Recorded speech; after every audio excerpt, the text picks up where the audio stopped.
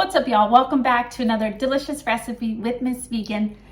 So if you've been following my channel for a little bit now, you know that I love to make some pretty wild foods, including burgers. I love to get crazy with burgers. I've made a mac and cheese bun burger. That's where we take mac and cheese and make it into a bun, serve it like a burger.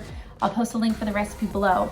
But today, to celebrate Hanukkah, we're gonna be making this latke burger. And latke is basically fried potatoes and it's served during Hanukkah.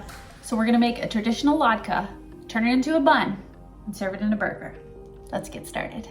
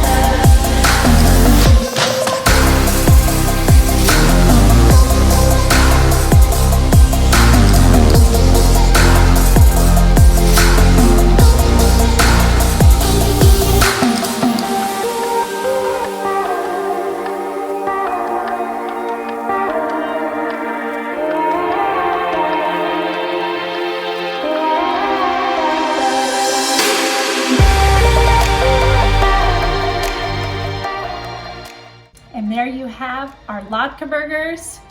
Super easy to make, right? Now, my favorite part, as you know, the eating. Let's give it a try.